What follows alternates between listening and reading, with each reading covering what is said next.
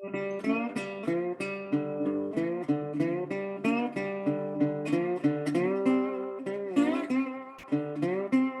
was born on the Mississippi Delta. Hell His yeah. name was Earl Christian Campbell. We just need Ken Burns now. Exactly. Hey folks, how you doing? Welcome back to the Noel Casler podcast, episode 66. We about to get our kicks.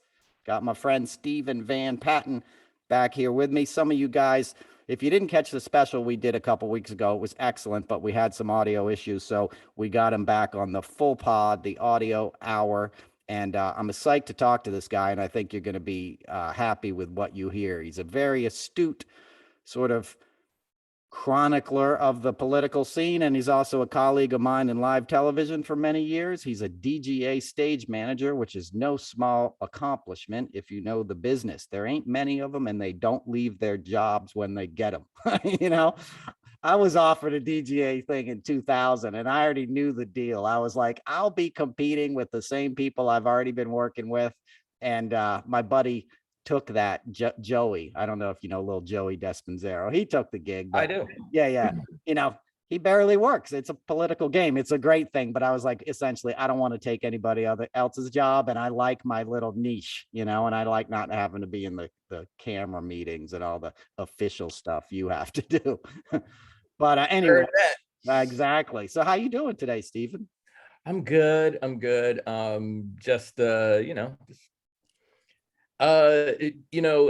get into these conversations about what's going on in the news every once in a while. It's so funny. I just recorded an episode of my podcast with my other co-hosts, Mark Abbott, Kirk Johnson, and Denise Tapscott. And we were going to get into probably the stuff that we're about to get into now, but I think just exhaustion just kind of like just hit us a little bit. So we ended up like doing one of our more, I guess, comedic episodes. And we talked about, you know, the stuff that we were originally supposed to be talking about in our podcast, like horror and science fiction and all that other stuff from like the middle-aged Black lens, I guess. But, you know, I can guarantee you that the next podcast will probably be, I don't know, a lot more grim. Right. Because we're going to be tackling a bunch of stuff. There's a lot of stuff to tackle. I hear that, man. And that podcast is called Wine, Beef, and Shenanigans, by the way. Beef, wine, and shenanigans. I get it wrong, but either way. It is, you want to drink first. That's what it is. That's me. I'm an alcoholic. I'm a recovering alcoholic. So I go right to the, you know, I'll eat dinner later. But it's a great name for a podcast. And it's a great podcast. If you haven't listened to it, do it. I was on it. And I liked how we did laugh, but we talked about serious subjects. And that's something that like we need more of. That's the kind of like comedy that I came out of. I came out of comedy where I grew up in PG County, like basically in the hood. It doesn't sound like the hood, but it was in the late 70s, early 80s. Outside of DC was, you know, I moved to New York and I was like, oh, y'all is soft up here. You have no idea. But, you know, so we laughed about serious issues, you know, and as you know, my comedy's about that. You know, it's I'm trying to tackle these things we're facing because they're coming at us a mile a minute. And I liked when you were on that podcast, you're the only guys who picked up on something that I talked about a lot on my own podcast and others, and nobody bit. And you guys got exactly what I was talking about. And it's sort of back in the news now. And I framed it as the Atticus Finch syndrome, you know, where there's a certain demo of middle-aged and older white people that are sort of raised to believe in these institutions, you know, and that the institutions will save them, particularly, you know, the Department of Justice. Obviously, Atticus Finch, you know, To Kill a Mockingbird, he was a defense attorney and sort of a fictional civil rights hero in terms of that novel. But, you know, the good guys now are not behaving in the way you want them to. Just last night, Mark Meadows and Dan Scavino, it was said, you know, by the DOJ that they weren't going to pursue charges based on contempt for not showing up to the Jan 6 committee. The Jan 6 committee is like, what the hell? Why not? You know, there's some speculation that they're trying to like build an airtight case and they're getting bigger fish. I personally don't really buy that. I think they'll go for guys like, Peter Navarro, who they arrested yesterday, but it's small fish. The big fish keep swimming because the pond has a lot of other people that are fishing in it, right? There's a lot of other poles in that pond, so to speak, right? And that's why Trump was allowed to be Trump for so long. And I'll shut up in a minute, but when I say something like that, I'm saying it from the point of he's attacked friends of mine. I know women that he's sexually assaulted. I know stuff that he's done behind the scenes that never came out, that NBC knew about, that was common knowledge in our business. And that's not to mention, the first case the DOJ had against Donald Trump and his father was 1973 for discrimination in housing, for racial discrimination. He put a big red C on an application that belonged to a Black family in Brooklyn and in Queens, where they got government loans to build housing, right? They got loans that were no interest loans from the FHA to build these houses for returning GIs and their families. They ripped off the tenants, they ripped off the government, and they racially discriminated, right? So that's 50 years ago. And the dude's still walking free, right? He turned 76 this month, not to mention all the other stuff, his pilots and the helicopter in Atlantic City that were, cooperating with a money laundering investigation. And all of a sudden the rental helicopter goes down. People forget about that, but there's a lot of smoke around that dude that's never been investigated, and I think that's harder for the white community to accept than it is for the Black community. And I can't speak for the Black community, that, but it was like the famous thing when Trump got elected, Chris Rock and I think David Chappelle went on SNL and they're like, what are y'all surprised about? We're not surprised. Yes. You know what I mean? This is how it works. Of course, y'all voted for the racist MFer. What I mean? And it was funny. I was actually there for that episode. Oh, wow. Okay. I was actually into it because just kind of a funny thing. I was actually on a date. Oh, no. And Saturday Night Live doesn't normally call me. They normally have but I guess they must have been really stuck this one day. So I literally had the date drive me to 30 Rock in the middle of the date. And then I run out and I'm there just in time to throw this cue that they needed a third stage manager for the sake of the rehearsal. Then they all go upstairs and we're all just kind of commiserating or whatever. Then they cut the sketch. So now I was torn between, well, I could just go to hell home, or I could actually be here for this incredibly groundbreaking moment of Dave Chappelle addressing the fact that this Klansman's been elected president. So I chose the latter, and and I got to see all of that in person. But I mean, just the overall thing, as far as housing. Let's tackle that for a second. That hasn't been a fair setup since the New Deal, right? And basically, you're talking about the history of Robert Moses. And I'm not going to go into the whole arc of thing, but the long and short of it is the New Deal ended up helping a lot of folks achieve home ownership in the suburbs, while they built this, sort of opulent roadway, and they kicked people out of where Central Park was so they could make Central Park. And all of this negatively affected Black people and people of color in general. And the way it's been framed is more or less like this is something we wanted. We wanted to end up in these projects and then have bad actors bring us these guns and drugs so we could be out here killing each other, and that was not the case. The truth is, the grab yourself up by your bootstraps crowd doesn't seem to understand that the deck was stacked since the 40s. Right. Okay, forget Trump in the 70s and the fact that nobody really called him out on that outside of Snoop Dogg during his freaking Comedy Central roast. Right. There's been a history of just keeping certain people in certain areas and then blaming them for it. Yeah, exactly. And it's just it's just the worst con of all time. Absolutely. Basically. And it becomes culturally entrenched. It becomes a generational thing. We got into that last time. The guys I went to high school with were the original white flight. They're the sons of the grandparents and parents that fled the inner cities for those leafy suburbs after World War II. And I love that you mentioned Robert Moses. I still see his legacy every time I drive around the New York area. And most people may not know this, but if you get on a road to go into like a parkway to go up into Westchester or go into Long Island, you'll pass through these overpasses, and they're like 12 to 14 feet high. That was designed so city buses couldn't bring Black folks and other minorities out to Jones Beach, up to the leafy suburbs. It was designed as a prison almost to keep a certain demographic stuck in the city when we invested money in sort of making the suburbs nice and making home ownership cheap.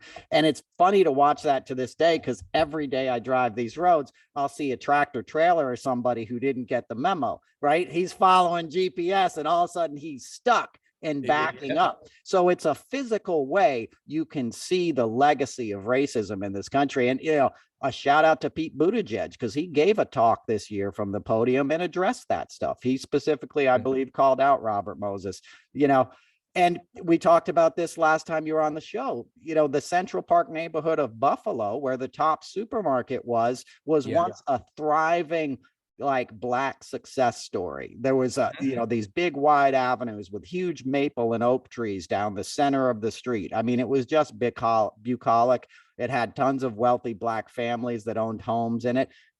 And what happened? Buffalo put a highway through it. The same thing, they did in New York up there, and they put a highway through it, and then that bisected the community. So the people that were on the one side of the highway couldn't walk to the grocery store on the other side of the highway. That's what's known as a food desert. The South Bronx is where all the food used to go through, Hunts Point, and they couldn't even get to a grocery store half the time, not to mention the exhaust. I don't mean physical exhaustion. I mean carbon monoxide. I mean poison. That's why they have the highest asthma rates in the country in the South Bronx. So we poisoned people. We put them, in gentrified or not non-gentrified sort of, like traps, right? Like traps, and real estate traps. Let's call it what it is. And people don't understand how hard it is to get out of that situation. I'm trying to write a bit now about, like, people don't understand how expensive it is to be poor, right? You get higher interest rates, higher uninsured rates. Nobody gives you a loan. You got to take a payday loan, at a 40% interest rate. There's all these kinds of, like, penalties for being poor. We're a country that punishes the poor. When you're rich, you notice this because you work in TV, right? When you're a celebrity, everything's free. You never pay for anything. Like, why are you giving the free sunglasses to the fucking millionaire? What I mean? I got a good one. You'll love this. So back in the Stone Age, when cell phones first became a thing, and then right after that, there was this point where there was like what they call two ways, right, or something like that. And then Nextel, yes. So nobody had this thing, right? And when these things first came out, nobody really had them. And then I remember, because I used to stage manage Total Request Live, I'm going in the dressing room to get KK Holiday, who used to be one of the VJs.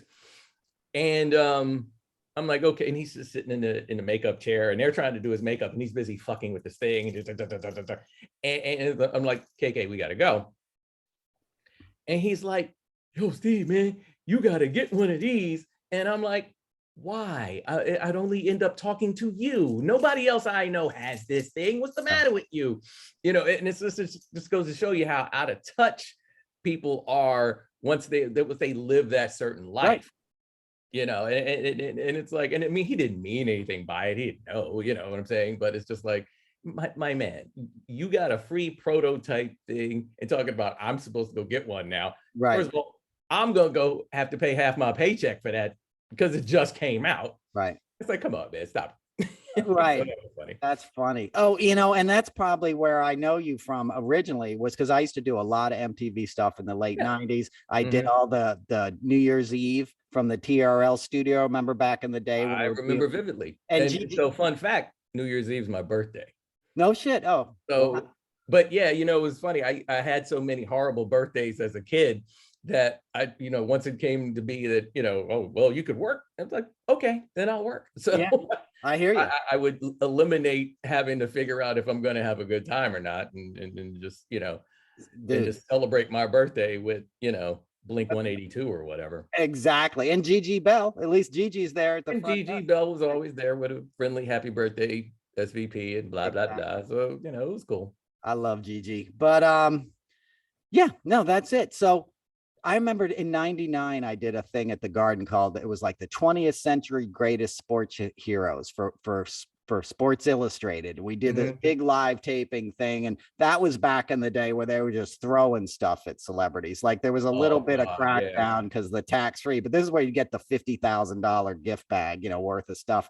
And I had to go around for this guy who worked for like Ralph Lauren or Calvin Klein or somebody. He's like, go ask the celebrities if they want a free pair of new eyewear and all this crap. And I remember going up to Tiger Woods, and I was like, hey man, you can get some free sunglasses. Let me hook you up. He's like, nah, I don't wear that shit. He goes, I'll take some of their underwear. If they want to give me some underwear, I like the underwear. And I was just like, son, buy your own underwear. Like, what the hell, Right. But I just thought of that. I sometimes share anecdotes with listeners, but we'll get back to the serious stuff. But, I grew up in one of those, I had a single mom, right? My dad left when I was 4 or 5. I lived in the kind of apartments that the Kushners owned, right? They're famous, it's not a term I like, but they call them like slumlords, right? They sort of own a lot of these low slung apartment complexes in the Baltimore and Washington area, 2-3 stories, 60s kind of brutalist architecture, no trees or bushes or anything, just like these, like if you watch The Wire, kind of almost like those kind of complexes. That was a lot of what this stuff looked like. And, you'd have infestations, you'd have cockroaches, you'd have things like that went wrong. And if you complained, you'd get evicted. And when I grew up, like I'd come home from like elementary school every day and somebody would be evicted in my neighborhood, and all their stuff would be out on the sidewalk. And that's what we lived in fear of. You didn't want that to happen to you. And there's such an inhumanity to that when you see a child stuffed animals and their bedding and their clothes and sneakers out, just put out on the sidewalk. No social safety net, no kind of thing. And you're doing it to people, you're talking tiny rents. You're back then, we're talking like late 70s, or you're talking $380 a month, $400 a month, not the kind of like thing where anybody's going to sweat letting that person slide for a few months and figuring out how to get them in a Section 8 situation or something. You don't have to put people on the street, but they brutalize people in poor neighborhoods, and it became institutionalized. Reagan came in and made that the philosophy of the GOP. Ketchup is a vegetable. Screw you. Free lunchtime is over. Free mental health care is over. Free drug counseling is over. We're going to lock you up, because now we're not just making license plates in prison, right? We're making all kinds of other things. And that's a lot of goddamn free labor for 2 cents an hour, not to mention privatized prisons, right? Privatized prisons only turn a profit if they're always full. Right. And that became an industry, and it became an industry in these rural areas where the prison guards were themselves victims in many ways of this sort of like economic, boot heel on their neck, but they're on the other side of the fence, right? They're the white. If you have too many prisoners per guard, right? So they get dehumanized, right? They get dehumanized, and that and that's in law enforcement. Yep. Right. I have friends who became NYPD cops, and it changed them. Thankfully, some of them changed back, but basically they're like, look, my job is to beat up black people. That's what they pay us to do, is to harass people in the hood to make white people feel safer. That was Giuliani, Bratton, Ray Kelly. That was the philosophy. Yeah. It was certainly Giuliani. Oh my God. I mean, just, all right. So that was a lot. So with the prison pipeline, you also had a lot of judges that were compliant with that. Yeah. So it's like, you made like an honest mistake. Let's say you freaking grabbed like a jar of mayonnaise because it had like Darth Vader on it, or some kind of like, marketing tie-in or something like that. And, whereas in the suburbs, you know the cop, and I guess I'm kind of touching on something Richard Pryor used to say. It's like, yeah, but you know the cop in that neighborhood. So that cop sees your kid acting up, there's a little slap on the wrist, he brings you over, you're embarrassed a little bit, maybe they scare you a little bit, but you get to go home. Right. You know, you're a 10-year-old in the hood, it's a completely different scenario. Like you damn near get prosecuted as if you were a 30-year-old that just hit somebody with a car or you know, did a drunk driving. And the next thing you know, you're in the system. And the next thing you know, you're just a cog in the wheel. You're in the matrix, and there's no way out now because, you know, you're deemed a problem child, and, you know, they're pumping you with Ritalin. And especially back in the day, Ritalin was like the sort of like the fail safe for a kid that was like too hyper. It was a child. It was, you know, and this is just a child, and you just have to try to figure out a way to relate to the child. But instead, you pump the kid up with Ritalin or some other crazy drug, and that went on forever. Right. And that didn't help anybody in terms of like behavioral issues. Yeah, just a mess.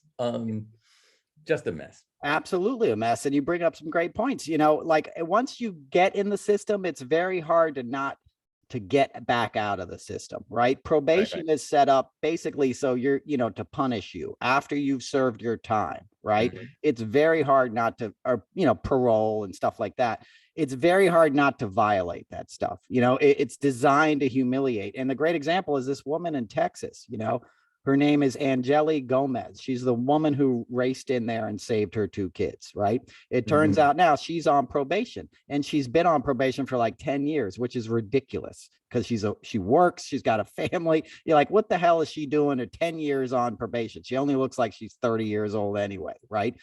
But they called her up after she did what she did, the authorities in Texas, and said, if you talk to the press, we're going to see it as a violation of your probation. They tried to intimidate her, and she said, screw that. I'm going to talk to you anyway and tell you what happened. And what happened, for the listeners who don't know, is she was working her job, which is skilled labor. She was working on a farm. That's not unskilled labor. That's backbreakingly hard, very difficult, very skilled work that puts food on your table. So respect it as such. So she's doing her honorable, hardworking job. There's a shooting in the elementary school that her kids attend, hops in her car, drives 40 minutes, parks her car past the barricades where the cops had set up, right? So she took her vehicle closer to the school than the cops even got, saw the snipers laying on the ground with their long rifles and stuff, not doing anything. They tried to, you know, she started screaming like, get in there and do something. She's hearing gunshots. They put her in handcuffs. She talks her way out of the handcuffs because she knows somebody, and they're like, oh, you know, let her out. I know her. They let her out of the cuffs, and she runs into the school, saves her 1 kid, gets the kid out while the shooter's firing, hears that the firing is still on that end of the school and knows where the classroom is that her other kid is in there, goes in and gets her other kid out. So she not only does some like Delta Force level, like listening to where the shots are, you know, and measuring it and escaping, you know, with her children. She saw no cops in the hallways inside the school, nobody doing anything to save these children. Like, that's mind-boggling. And then she gets, you know, then she gets, hey, you better not tell anybody what you saw because we're trying to cover this up. I mean, this Uvalde case, and this, just so the listeners know, you know, Steven came on 2 weeks ago to cover the Buffalo shooting, and we did a very emotional episode. It's on YouTube about that, right? But since then, there's been this other, you know, shooting that rivals it in horror, if not, you don't want to say one is worth the other, but there's something about little children and not being saved, right? Buffalo had an armed guard, right? An ex-cop gave up his life because he engaged right away and started shooting. An African-American veteran of the police force was not scared, right? But all these white dudes in cowboy hats, you know, that act like fucking Rambo all the time, right? You know? And isn't that the thing? Like, so here it is. This is supposed to be Texas, right? Right. Tough guys. All these tough guys in Walker, Texas Ranger, which I would probably be canceled right now if it were, you know, because there would be at least that much of a public outcry. You guys in Texas, you know, you're supposed to be tough. You're supposed to be like, you know, you're supposed to be like, remember the Alamo and all this other shit, you know, and it's like, are you kidding me? You Right. guys actually just like it's like you said, it's just baffling. It's like really, and the optics alone, um, leave, I want to say leave a lot of us that aren't white to kind of be like, okay, so were you guys just waiting to find out the nationality of the shooter? Is that like, this is the kind of stuff that's being discussed, maybe not on television, but in the street, it most certainly is. It's like, so what exactly was the holdup? What exactly made you big tough hombres Right. like hold off on saving children? Right. What Children. was what was the thing? And it's like, and it was so funny because I've posted a fair amount of sarcastic things on social media, at least a couple of things, and then other people, they're not hearing that I'm just making fun of the Texas cops, and they're taking that to mean I'm slamming all cops. It's like, I'm not slamming all cops, because first of all, I don't have that kind of free time. Like, if I actually sat down and said, like, I would have to dedicate at least a straight 2 days if I Right. really wanted to just break down everything that's wrong with law enforcement in this country and post it. Yeah. That would take forever. I was literally just focused on this one incident, and then other people started getting, and just to something you said earlier, this is, unfortunately, this is how we're socialized, where we can't even handle hearing the truth without in our own heads getting things twisted up. It's like, I'm just talking about this one group of cops Right. who failed to do what they are supposed to do. They, protect and serve, emblazoned across the vehicle. There was no protection, there was no serving in this particular incident. So at best, and considering that none of these guys are going to like lose their pension, Right. get in any kind of trouble. Well, They have criminal immunity. They can't get into trouble. and then that's the thing. Right. So you got all this stuff going against them, going for them. Well, as far as I'm concerned, if you get ridiculed on the internet, well, that's kind of tough titties. It's like, I'm not above, like, if I had screwed something up that badly, whatever it is, you paint whatever scenario you need to paint, I would be publicly ridiculed. Absolutely. The same should definitely apply to these people that fail to save these kids, or at least attempt to save these kids. 100%. You make so many great points. And I hear you. Me, my whole Twitter is like sarcastic jokes. And the first, Yeah. and I don't make fun. There's nothing funny about that situation, but the first cutting remark I had was a joke. I said they should have just told the cops that they were teaching CRT in those classrooms, and they would have rushed in. And I put it in my draft. I said, this is going to be too, this is just too cutting for the moment. Let me give them some benefit of the doubt. By the next morning, it came out that the cops froze and they didn't rush in. And I saw those disastrous press conferences, and I was like, y'all earned this. I'm tweeting this thing, and it got, 30,000 likes. But you made the point, like, protect and serve. It's literally in the Uvalde manual that you have to be willing to put your own life at risk to save people in the event of an active shooter. So they disregarded their own policy. And if that shooting had happened in River Oaks, which is a wealthy neighborhood outside of Houston, and that elementary school was populated with white children, and the parents were outside saying, your ass better get in there and do something, you can be damn well certain that the cops would have rushed in that case. And I'm not saying that all those cops always have hate in their heart, but I'm saying they would have treated the situation differently. They certainly wouldn't have been putting old white ladies in handcuffs, little Karens in Houston that were saying go, they wouldn't be tasing them. And if you watch, you watch the videos of the cops, all their body language was they were more worried about the parents. I'm not saying they weren't freaked out about the shooting. They were, but they sort of viewed the parents as a threat too. And that's what everybody who's not white talks about in policing, and what I had the privilege of witnessing growing up the way I did, and also feeling like I'm not going to get in trouble because I'm the white kid. Like, it was me. Let me put it, me and my friends, most of my best friend was black. My other best friend was like from, he was Palestinian, like, I was like, I look like little Lord Fauntleroy, right? And we were we were hellions, right? This is the 70s. We were latchkey kids. You know, we'd be just egging cars and just, you know, there was a mall by us. We were just always getting in trouble. And I was always the one who got out of trouble. I'm a slick talker. And, you know, what are you doing here, kid? Get out of here before you get in trouble. Whereas, you know, Khalif Browder is a 15-year-old kid who gets accused of stealing a backpack and does 3 years in Rikers, 2 of it in solitary confinement. He's a 15-year-old who's 5'2". You know what I mean?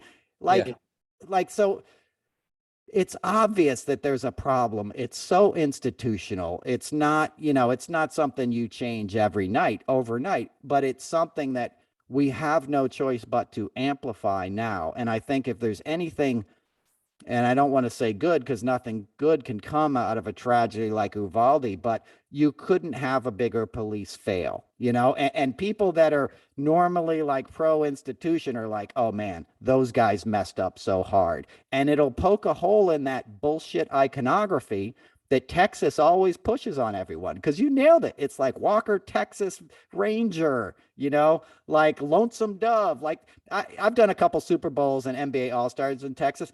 They got like so many different kinds of cops. Like they got like 20 brands of cops. They got state troopers, Rangers, DPS, like, you know, Border Patrol, which, by the way, what the fuck was the Border Patrol doing responding to that? I know it's near the border, but the people that finally apparently went into the classroom were like Border Patrol agents.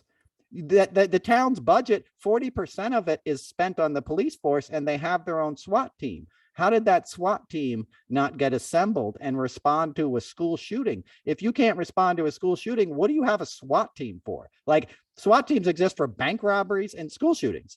You know what I mean? And you got Border Patrol agents, you know? So the whole thing stinks to high hell. They obviously have one of the most corrupt governors, you know, in this country, and that's saying something. So I think if anything, it will change some hearts and minds in Texas. You know, they're getting sold a bill of goods, and that whole tough guy Texan thing. If you go there, you know, they have the highest obesity rate in the country. Like, you think it's going to be all like tough guys riding around on horses, and you go there and like everybody's like overweight, you know, and like eating fast food like that. You know what I mean? They traded in the horses for those little scooters. Exactly, dude. Exactly. Like I saw an image, and I'm, you know, this is a generalization, folks. I'm a comedian. There's a lot of good hip people all over this country, you know, but and in Austin particularly, even right, exactly. Austin is dope.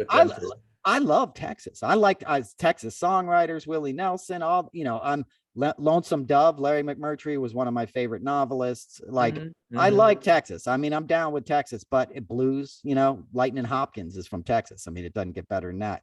But you know, it's the myth. You know, America is suffering from a myth problem. And I think if anything is happening in these days, we're learning the myth is bullshit. And some of us knew that earlier than others. You know, I always thought it was weird. Like, I pledge allegiance. I was like, pledge allegiance? I'm in 3rd grade. Like, maybe I should decide who I'm pledging allegiance to. You know what I mean? But we're taught not to question our government. That is right. And the Second Amendment is bullshit, right? They were talking about a well-regulated militia that would be empowered and weaponized by Congress, meaning Congress. Right. And your average yokel has taken that to mean that their citizenship makes them automatically part of this militia, but it's neither organized, and who the hell are you to actually even want to actually even think you have the right to just randomly own something that can blow like a grapefruit sized hole into somebody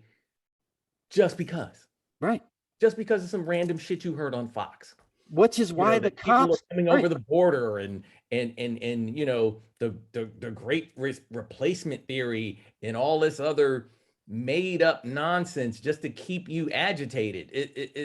It's all down. It does, to your point, it does come down to how people are socialized, right?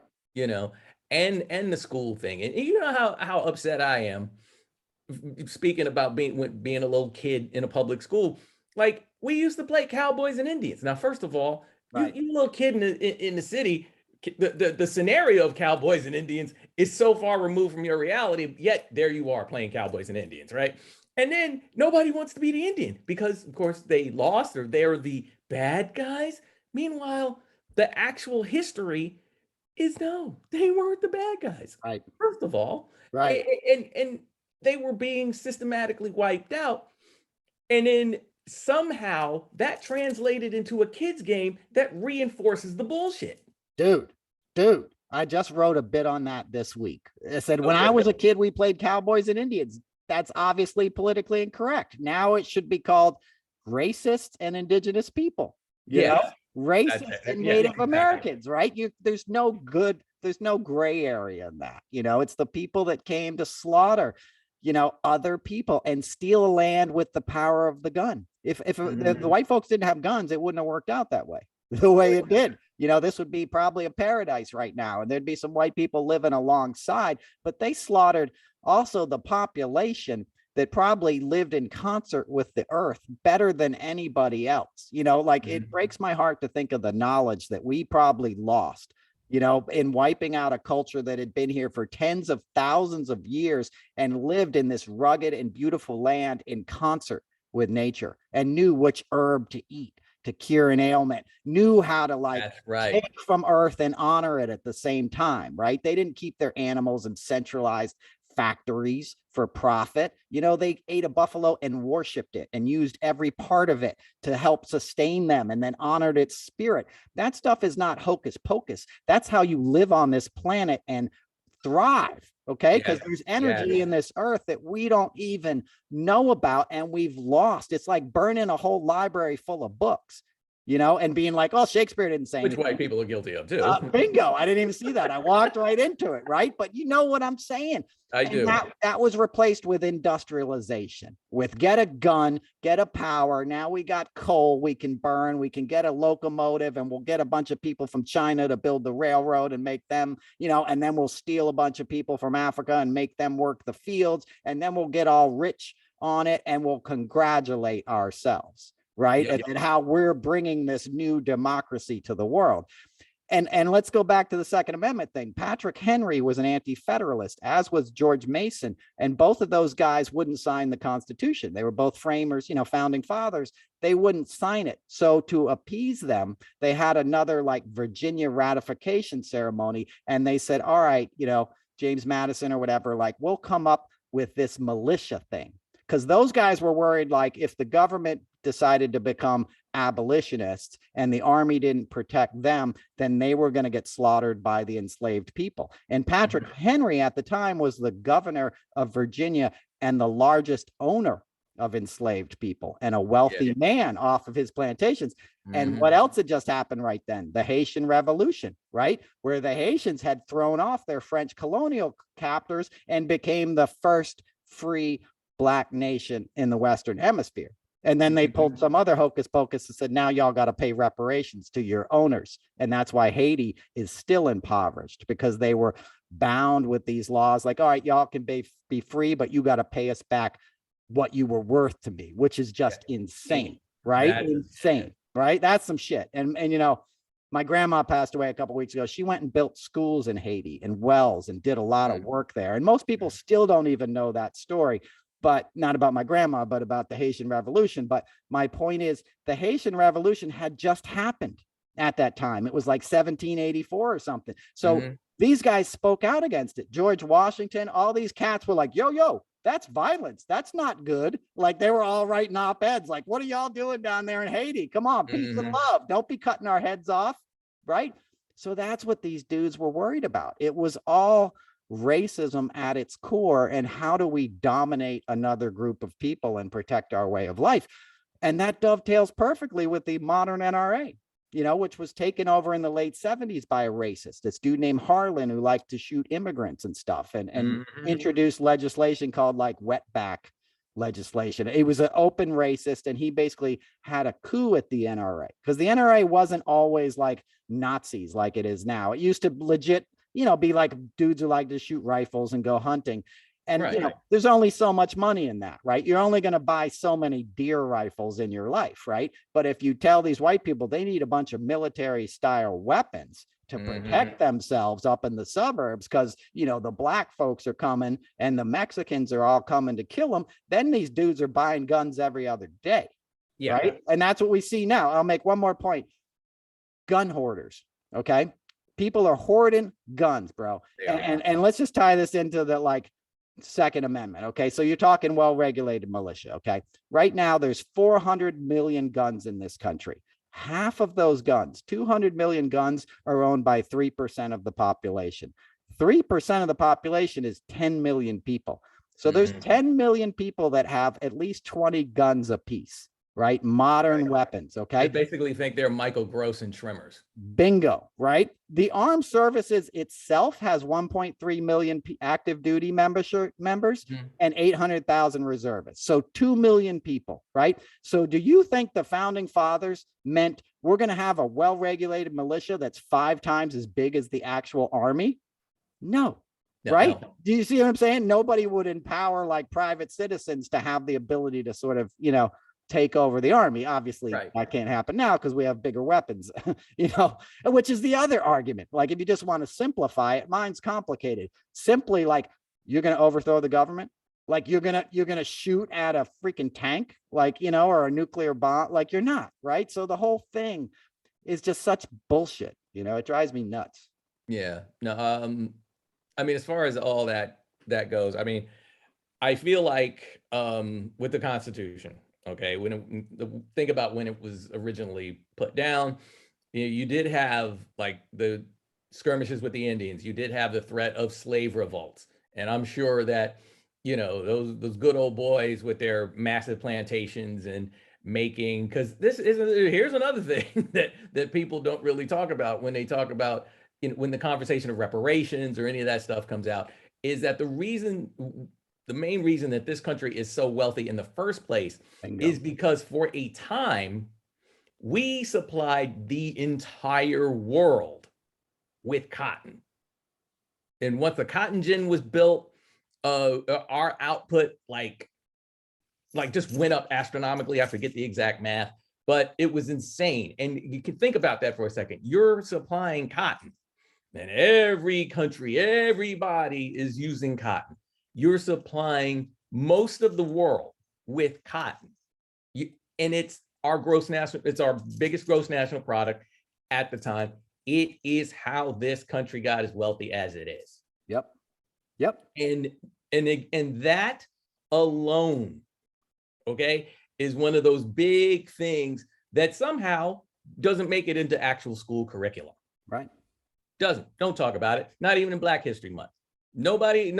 At no point in school did they say, well, you know, one of the reasons that America is so wealthy is because of how we beat these Black folks up until they made so much cotton that we were able to supply the entire planet with it. Right. Nobody brings that up. All you talk about is Dr. King, little Malcolm X, and then anything else. You know, if you're a Black kid, you go learn that from your mom or your grandmother.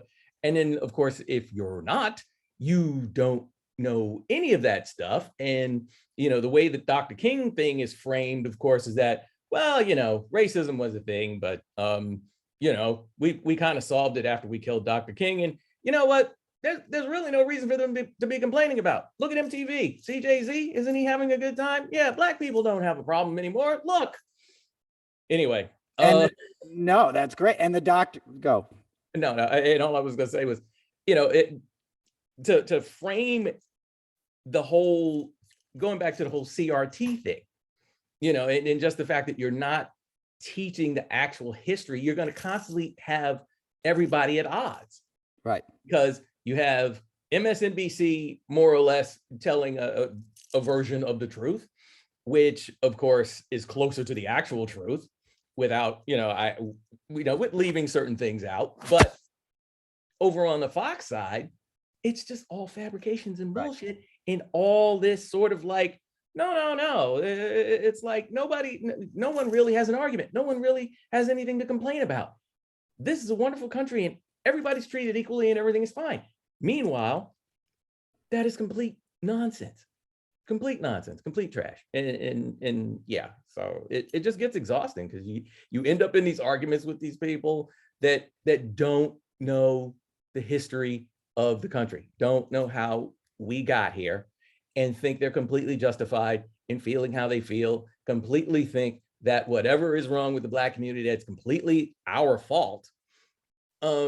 And while there are certain things that, yeah, we probably could have, maneuvered out of or whatever. But the funny thing is that, it's hard to maneuver when you're in the same fishbowl. Yeah. It's hard to maneuver out of certain things when you're in the same space where, it's like your truth is being denied, and you're constantly in a place where you have to do more and still get less. Right. And your trauma has never been addressed, right? The original sin of what we did to the Black community and what we continue to do, from Jim Crow laws all the way through the civil rights in the mid 60s. 5 years before I was born, you and I wouldn't be drinking out of the same water fountain. What the hell is that? And we don't even address that. And then you look at the Black community and what they've contributed to this country, how they responded to malice and brutality with beauty, with art, right? With jazz, with blues, with rock and roll, with all these other commodities, right? That then the white folks are like, oh, there's a lot of money in this. Let's do an Elvis, let's sell 1,000 records, right? I want to write this bit like, all right, if you don't want to pay reparations, how about paying Black folks for what they've given? Jazz, right? That's got to be worth a couple $100 million. Rock and roll, that's a few $1 billion right there, right? Hip hop, thankfully now, is in the hands of many Black entrepreneurs, but, and I'm just talking about entertainment, right? How about all the scientific inventions? How about all the medical contributions? How about the contributions to legal, right? To legal things in this country. Do you know what I'm saying? To like teaching us how to react to our better selves. How about like how to, when I grew up, the thing I got, and it was one of the best blessings of my life, was having a multicultural like neighborhood. And when times were bad, what I learned from my Black friends was like how to dance. They would dance and party in a way where I would tend to hold on to resentment. Like mom's an alcoholic, dad's missing, like what's there to fucking, celebrate? And they'd be like, well, this is what we got. Let's just celebrate. Let's just have a block party. Let's just dance and unselfconsciously enjoy life. And that's something white folks can learn from. I remember the first time I brought a date who'd never been exposed to the Black community to a wedding in Brooklyn, a Black friend of mine. It was an actor, great actor named Greg Prather. I went to the American Academy of Dramatic Arts with him, and he was getting married, and she was like growing up on the Upper East Side, like, sort of wealthy, different kind of world, right? And the first time she saw an electric slide in full effect, she was like, oh my God. Where has this been my whole life? I'm just using that example, but where is this just pure, like, sort of like joy, pure joy, man. And joy is what we need. Joy is not an affect. Joy is your birthright. Joy is what you should feel in a healthy world. Like we should be celebrating full bellies and safe, happy, smiling kids, and good food and music and helping each other out, and honest work. And it's all right there for us, so that's a bit of a rant, but that's always my take on it. Like, why are you still punishing people who deserved, who were well within their rights to sort of punch back in a way that the Black community never did? People like to say, oh, well, we're going to fear. No, what are you fearing from? You know what I mean? I should have been getting my ass kicked for just being white in my hood, and I never did, because it was acceptance. And also, because that's not human nature. And I think when you take a lot of things away from a people, what they really have gets stronger. The stuff you can't buy, the stuff you don't put on, like the white folks had wigs, right? All these guys and the fancy robes. And like you said in school, you spent a month learning about Thomas Jefferson. They never mention, and I saw this in a historical document recently, Ida Bay Wells, who did the CRT stuff, put it out there, and it showed the provisions that he would give the enslaved people for a month, right? And it was like half a pound of fat back, a pound of flour, a pound of corn, and a couple of dried fish, and like 5 smelts. That was meant to feed an enslaved family of 4 for a month. So they were not only working them to the bone, they were starving them. right? Yeah. The bare minimum to Keeping them keep a human barely alive. barely alive for profit, right? Right. And that same model still exists today. Jeff Bezos is building rockets and doesn't want anybody unionizing, wants to pay you $12. I'm not saying it's the same as slavery, but that economic model where you cut cost at the bottom became like a religion to the conservative elements of this country, right? That was the whole Reagan era and stuff. And like, greed is good. No, greed isn't good for anybody. It rots your soul and it weakens the world around you. And now we're really feeling the effects of that on a massive scale, right? Because now the haves got it all, right? 1 to 3% of this country has like 90% of the wealth or something ridiculous like that. There really is no middle class in the way there was, right? And that middle class was created, I'll shut up, but that was created by socialism, by the New Deal, by Roosevelt, and all these kind of guys are like, we're going to tax the top and we're going to start spreading it around because they just come out of the Great Depression and they saw what can happen, and now it's sort of happening again. Yeah. I mean, all I was going to say on that also was just like, my whole thing about Reagan, because, it's funny because as a child, I knew something was up with Reagan, something really bad.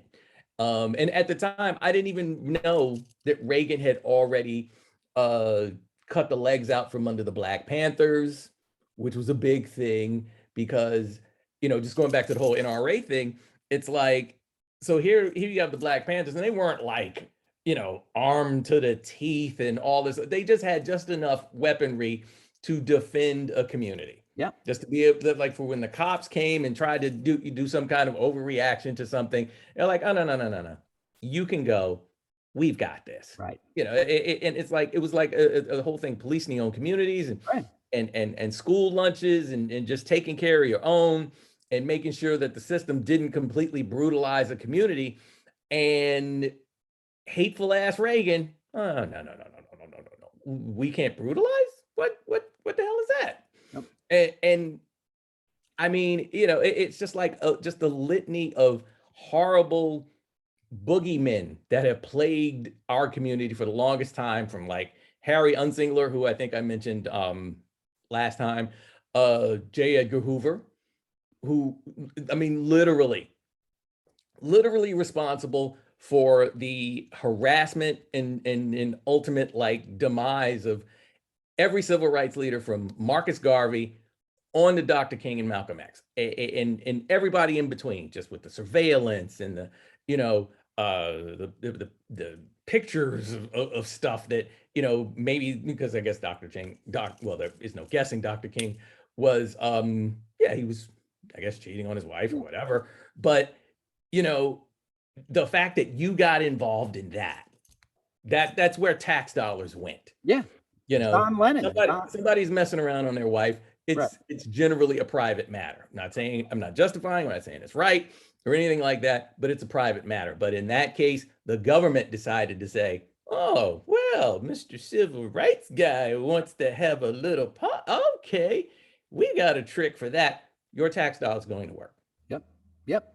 Your tax dollar, and it's like, how does this even make sense? Right. How? And it's like something we kind of touched on before we started. It's like my own personal belief has always been that government should have some level of compassion attached to it. Otherwise, what's the point? Because I can go fuck up my life all by myself. I don't need the government to come help me. You know what I mean? So I'm just kind of, I'm in this weird place right now, especially going back to what we were talking about last time we were together with like Dr. Oz and all this. Like, it's like it's just this never ending line of boogeymen. And it's like, it's the only way I can kind of explain it. And they just keep coming up and they keep, spinning their little stories and their little, their little spin doctors and everybody else, and they get into all these, they get their hands into all these things, and they want to rule the country, but it's like, but you don't care about anybody. You're not there to serve the common good.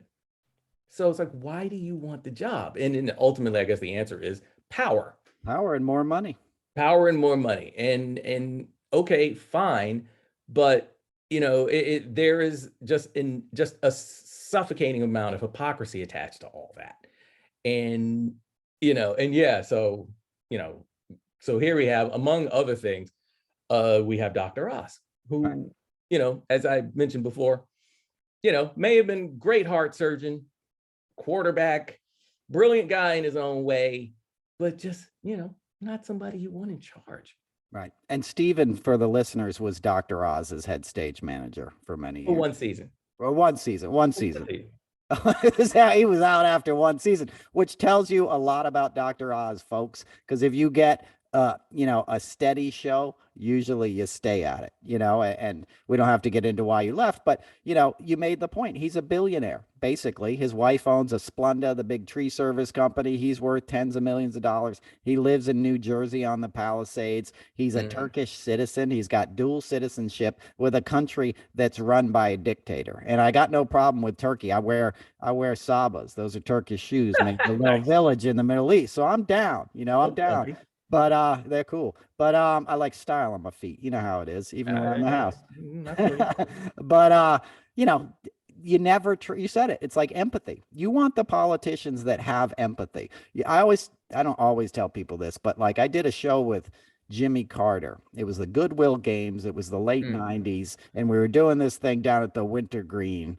Remember in the Twin Towers, they used to have this like thing in front of it before they were destroyed. It was like this big like glass thing. I think they called it the Wintergreen, but it was the Goodwill Games. So you had George Pataki, Giuliani there, and some other big shots, Ted Turner, and I was assigned to Jimmy Carter.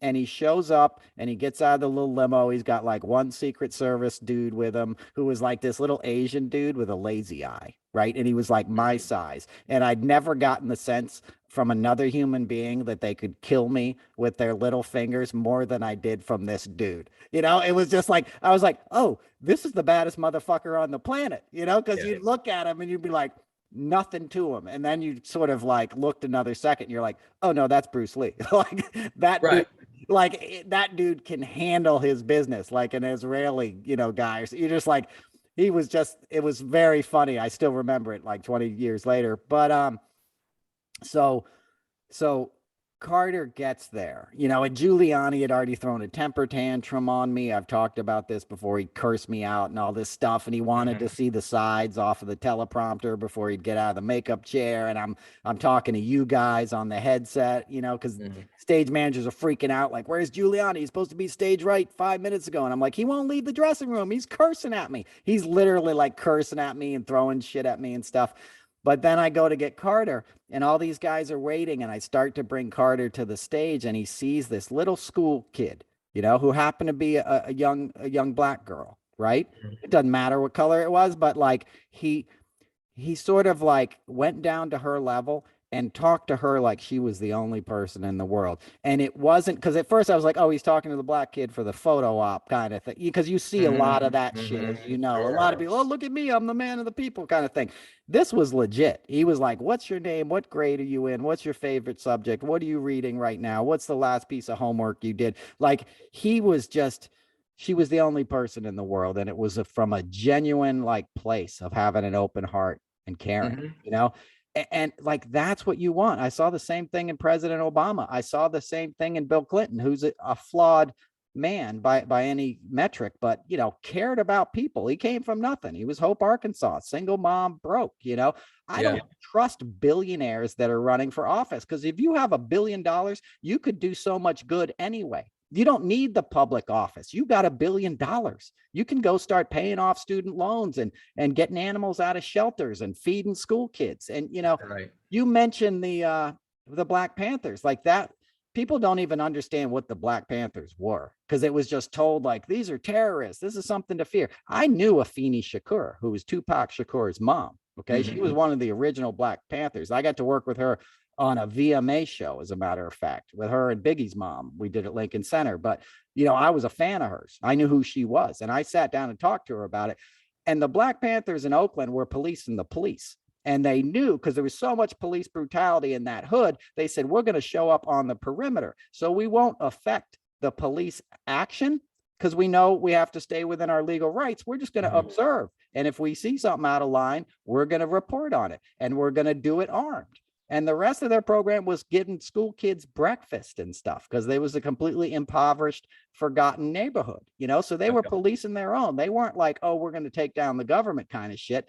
But Reagan, who was, as you mentioned, who was governor of California back then, signed a law that the NRA backed, which was taking away their weapons, was taking away their guns, right? So the NRA has no problem taking guns away when they're in hands that aren't white and racist, essentially, right? The NRA literally backed a bill. The name of the bill is escaping me, but anybody could look it up. It was an NRA backed bill that Governor Reagan signed to take away the weapons from the Black Panthers, which just shows the hypocrisy of the argument, and it, like you said, J.F. Edgar Hoover, like when you talk about Dr. King in school, when you're taught about it, all they teach you is nonviolence, right? They're just like nonviolence. And he said, don't hurt anybody. And he was a civil rights leader. And he said, yeah, don't hurt people. Even if we punch you in the face, don't punch them back, right? They don't do shit on Malcolm X, right? They don't want you learning about Malcolm X. You know what I mean? Exactly. And Dr. King, I mean, I'm all for nonviolence. He was that's a spiritual stand, that we can all aspire to, Gandhi, these guys are doing this, but like, I got to be careful with my words here, but you kind of feel like that would be updated a little bit. You know what I mean? Because there are times where self-protection is warranted, right? Absolutely. And I'll shut up now, but like, look at the Capitol attacks. The hearings are starting next week. And as I was watching them, and as many people were, I was like, if those were Black folks, we'd be watching a bloodbath. They would have turrets on top of the Capitol right now, taking these dudes out. I remember, what's his name? Wonderful comedian, African-American comedian, like the original guy in the 60s. I mean, before Cosby and stuff. I'll have to look it up. Red Fox?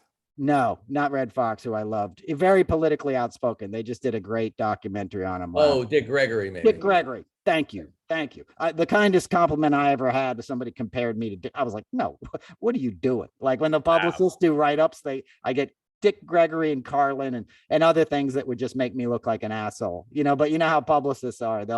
It's like, but I was with Dick Gregory, and I'm friends with Dick Gregory's, he passed away, but his publicist. But I believe, yeah, he definitely passed, right? But when Clinton got elected, the day Clinton got elected, I lived in DC and I was a bike messenger in Washington. And I went to a rally at the park across the street from the White House. And this is before the whole thing was like on lockdown. 14th Street was open, like Pennsylvania Avenue, the White House was sort of right there, and there's the park across the street.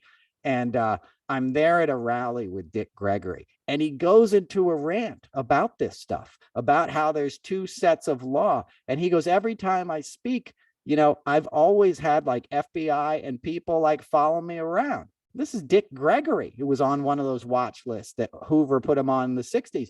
And he goes, and to this day, I'm a threat. And he goes, if you look over right now, you'll see some snipers on top of the White House. And I want everybody to turn and wave at them.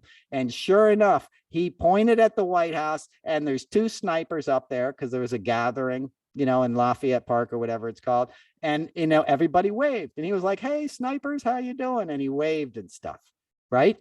But it was a lesson. It was a lesson. And at this point, he was old. You know what I mean? He was like 70 years old then.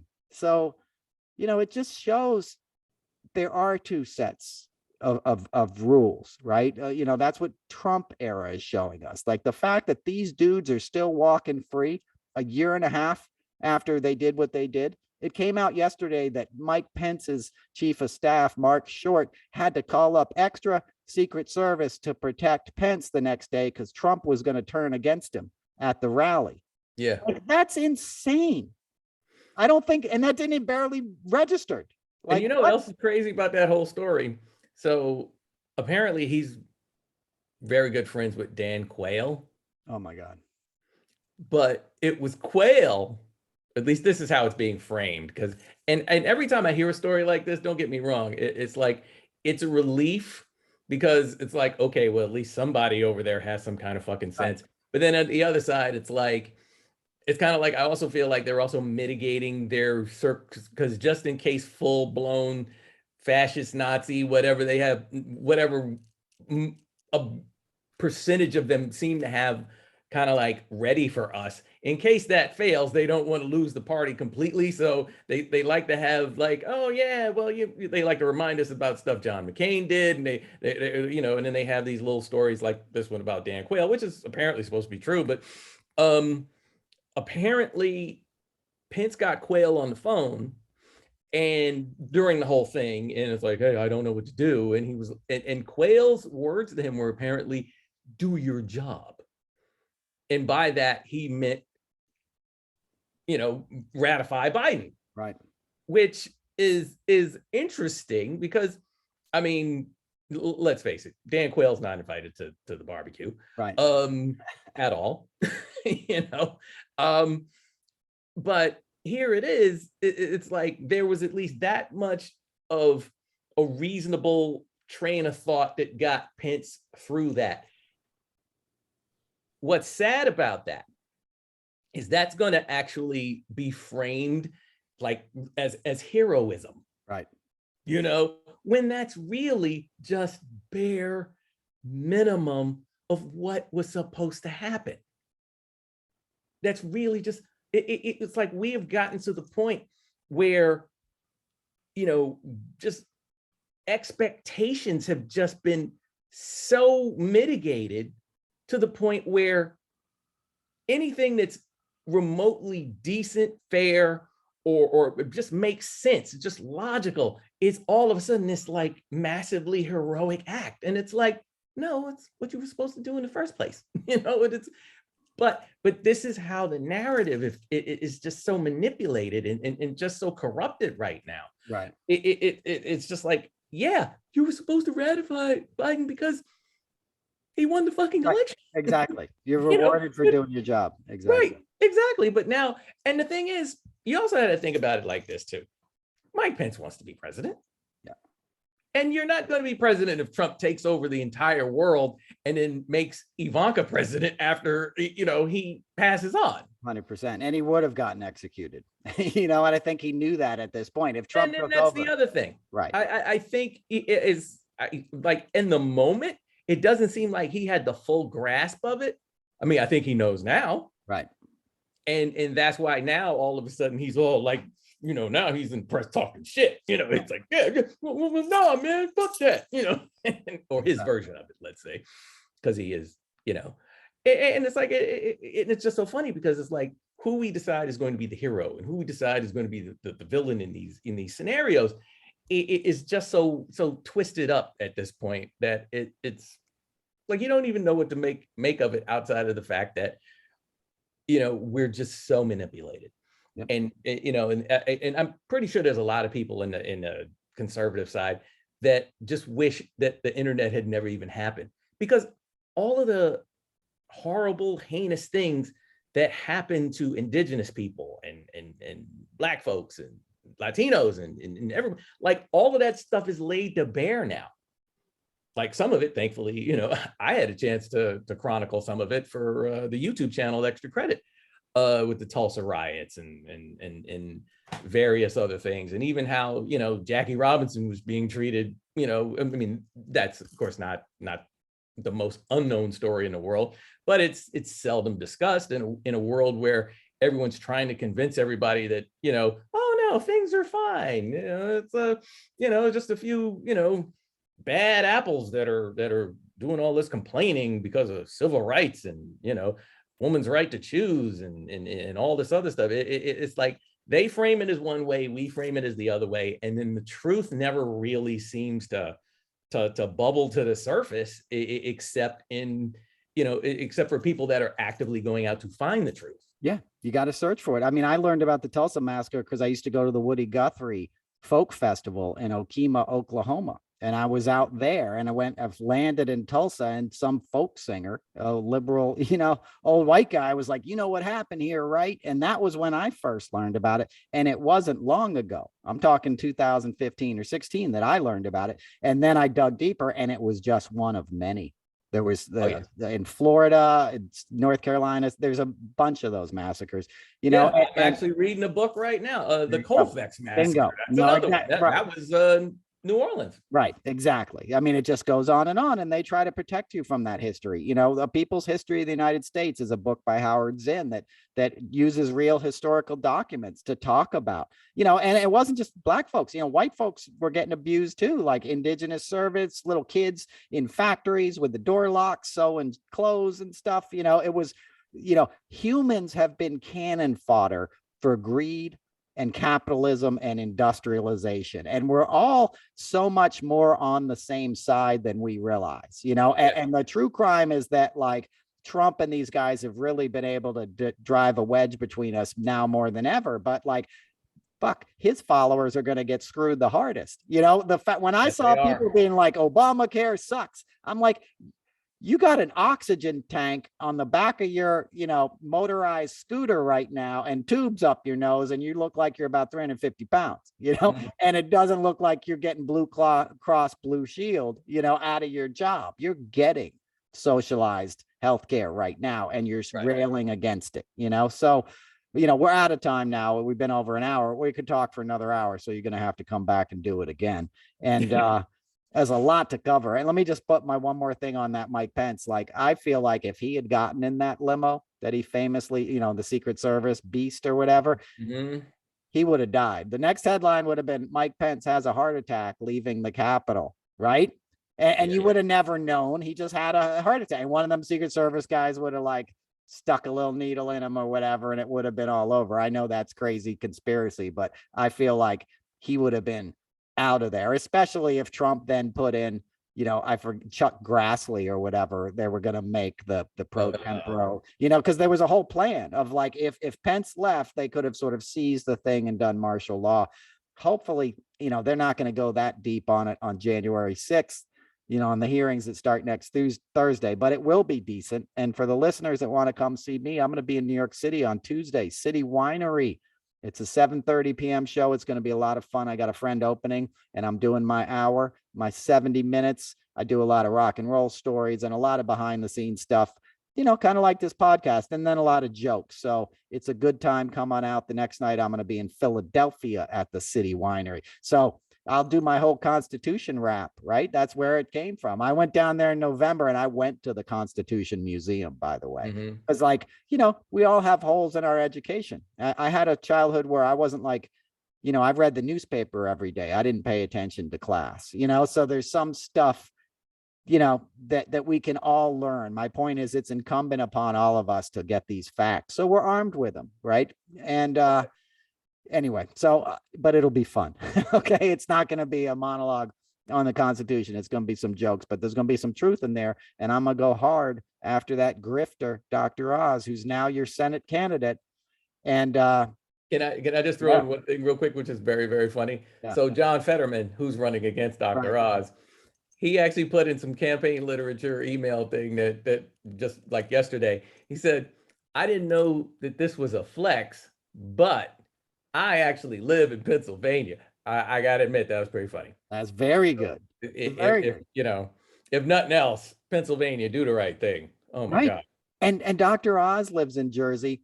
The other guy, David McCormick, lives in Connecticut. The other guy was like a hedge fund guy. He's from the Carlyle Group. Right. Carlyle Group. A hedge fund guy. That's a good choice. Right. And that's what's happening. I mean, I got to shut up or we'll keep going. I only like to take about an hour or so of these guys' times. I think this might be my longest episode ever, but it went fast. It was a good one, dude. You brought a lot of good points, man. I'm sure the people enjoyed listening to you. I know it's a great, thank you for coming, dude. You come back, tell them where to find you. Oh, yes. Hey, so among other things, when I'm not doing this with Noel, I also write horror and dark fiction. You can find out all about that at www.laughingblackvampire.com. Yeah, Beef, Wine, and Shenanigans. That's a podcast where we sometimes talk nerd stuff, but then because we're upset and we go into politics here and there.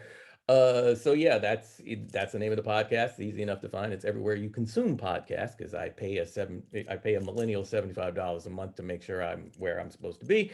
Um, and yeah, and then I also have Black history stuff on the YouTube channel, Extra Credit, which, if you really want to get down in your history real quick, that's a good website with good YouTube channel to visit and consume mass quantities of information.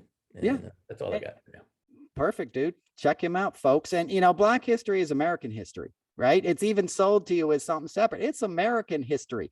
Yes. Black folks were here at the same time we got here, or right after. You know what I mean? Probably like a boat or two after, right? They didn't take long, right? They're like, all right, I see some fields. We ain't going to clear them, right? So this country was built by people that are not getting their due, and it's still marginalized in terms of, I get why it's called Black history. I'm just saying, I think my audience is mostly white folks, right? It's all white mostly. And I'm trying to change that, but you know how it is. Well, a couple of people may tune in now that I'm here. I hear you. No, I'm just kidding. I'm making a joke. Y'all know that. But my point is, it's people, it's American history. We're a melting pot, man. We all got to chip in and make this better, and you got to see the other as your brother and your sister, and then it'll be fun. Flavor is good, right? We need diversity, we need love, and it's summertime. Get out there, listen to some music, listen to some birds, get out in the sun, go for a walk or a hike, or throw a ball around, because there's a lot going down, and we need everybody on hand for the next 6 months, right? Because it's coming down to the wire. But I'll shut up now. That was episode 66 of the Noel Casler podcast. Come out and see me this week, folks. And we'll be back soon. Thank you. Peace.